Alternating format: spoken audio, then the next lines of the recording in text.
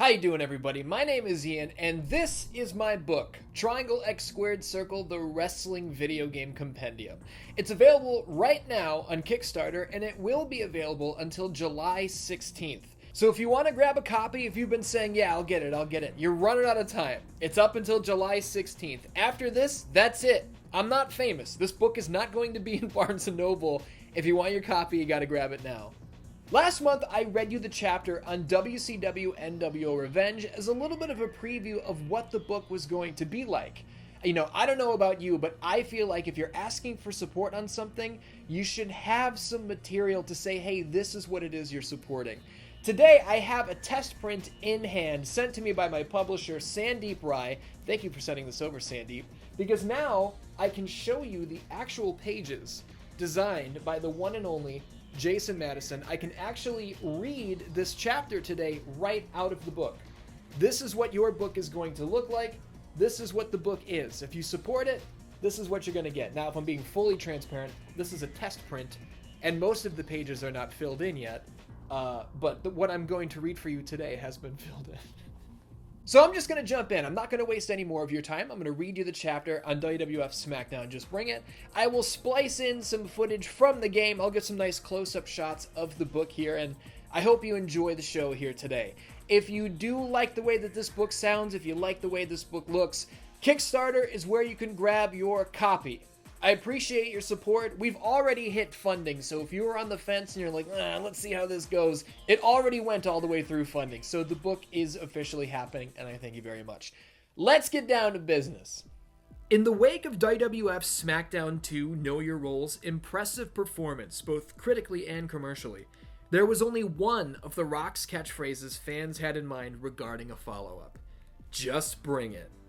With this third installment in the SmackDown series, the World Wrestling Federation would make the leap into the next generation of video game consoles. Released in North America in October of 2000, Sony's PlayStation 2 was the first of the big three to hit store shelves, with Nintendo's GameCube and Microsoft's Xbox both arriving in November of 2001. Unlike the games on the original PlayStation, which were printed on CDs, the PlayStation 2 utilized DVDs, greatly expanding the amount of data developers could fit onto each disc. It wasn't unreasonable for fans to expect this first WWF video game developed for the PS2 to not only look better, but sound better and run better as well. A video game's opening cinematic sets the tone for what's to come. In March of 1989, Ninja Gaiden hit the Nintendo Entertainment System. A field of tall grass thrashes in the wind under the moon's radiant glow. Opposing forces stand at the ready. Two ninjas, one red, the other gray, sprint toward each other, leaping into the sky and striking simultaneously. They land, backs turned to each other. Seconds later, the red ninja falls, slain by the man in gray. Ninja Gaiden's developer, the legendary Tecmo, crafted this cinematic to draw players in, to inform them what the experience was going to look, sound, and feel like. WWF SmackDown Just Bring It's opening cinematic was breathtaking, basking in a golden glow like gladiators awaiting their call to the Coliseum. The Rock, Triple H, and Kurt Angle glare at the camera. In no time, we're in the action. A damn near photorealistic Rock stylishly slides into frame before dropping the people's elbow into the heart of the cerebral assassin. The audience is blurred out as we shift focus to a heaving, ready for war Stone Cold Steve Austin. Fog surrounds him. His lip curls, as if the Texas rattlesnake can't help but reveal his fangs. Stunner! Stunner on the Rock! The Undertaker appears next, hoisting an opponent 10 feet in the air with the most true-to-life animation of the last ride we'd ever seen. Meanwhile, as red, white, and blue confetti rains down, Kurt Angle nails his patented Olympic slam. Triple H's long hair reacts with stunning realism to the gravitational pull of the pedigree, billowing up and crashing down on impact. It wasn't just better than the PS1. It was unbelievable. It was also too good to be true. WWF SmackDown Just Bring It's opening cinematic was in no way indicative of what the actual gameplay would look or feel like. Yuke's were able to harness the power of the PlayStation 2 to create character models with higher polygon counts, visible in the facial likenesses of Jeff Hardy and Devon Dudley. But as a whole, the presentation was a far cry from the intro video. The cinematic's blurred audience, moody lighting, fog-filled arenas, dynamic facial expressions, and flowing hair physics were nowhere to be found in the gameplay. Calling it a bait and switch might be harsh. Just Bring It certainly wasn't the first game to misrepresent its graphics in an intro, but fans were undeniably let down when their first match loaded. Not many sweeping changes were made to gameplay. Grapples were still mapped to circle and a directional input, move variety still depended on the opponent's health, and finishers were executed with L1. A minor animation change allowed players to lift a downed opponent directly into a tie-up, but the result was still the same moves. A new reversal system debuted, allowing chains of counters that increased match drama. A fan-favorite addition was the ability to assign 2 finishers per wrestler. The Undertaker's chokeslam and last ride were now equally powerful, and storing 2 finishers to hit a rock bottom followed by a people's elbow felt like something pulled straight from Raw or SmackDown. That's where Just Bring It shines. Its attempt to bring the gameplay experience closer to what we saw weekly on WWF TV.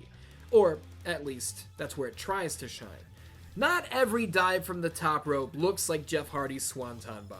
Sometimes it's more like Brock Lesnar's infamous WrestleMania 19 shooting star press. Still, Yuke's used the PS2's power to deliver full ring entrances for every wrestler. Triple H no longer just walked toward the camera. He emerged from the tunnel, glared at the fans on the ramp, and stood in spotlighted glory as Motorhead's The Game played. He paused, spit water, and posed on the turnbuckles. The Undertaker rode his motorcycle all the way around the ring. The Hardy Boys and Dudley Boys entered as actual teams, interacting mid-walk. Even the game's story mode no longer needed FMVs. Each episode of Raw or SmackDown began with in-engine highlight reels. This television-style presentation was unprecedented for a wrestling game, and remains one of Just Bring It's greatest strengths. Unfortunately, story mode is also where the game falls flat, like Lesnar's infamous crash landing. The concept was strong.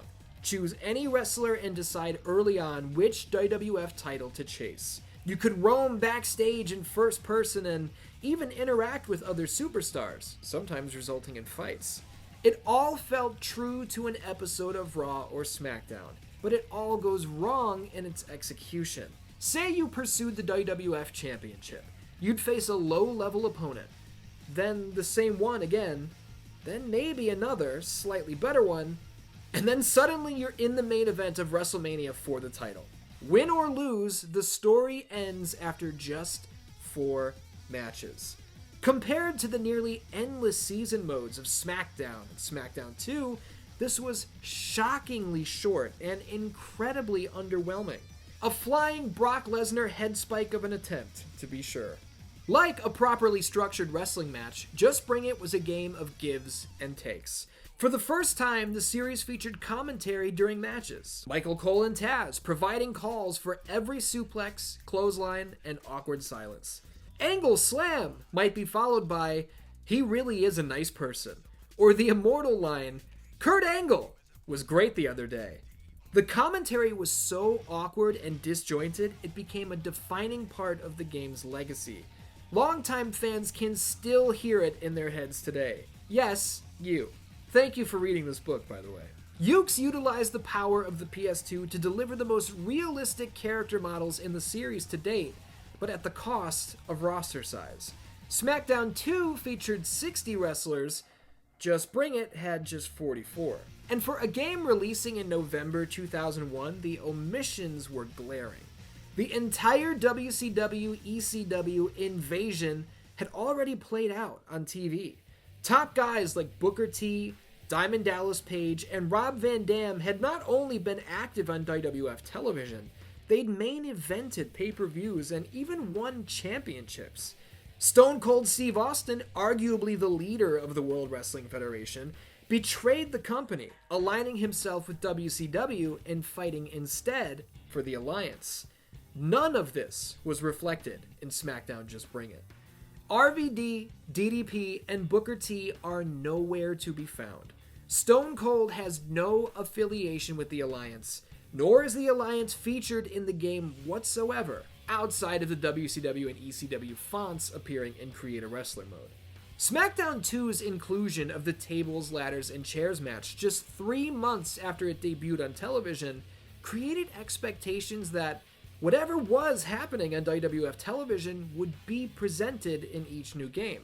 Just Bring It's roster missing some of the company's newest and most popular athletes was a massive letdown. The inclusion of Limp Bizkit frontman Fred Durst as a playable character only exacerbated the annoyance that WCW and ECW's wrestlers didn't make the cut.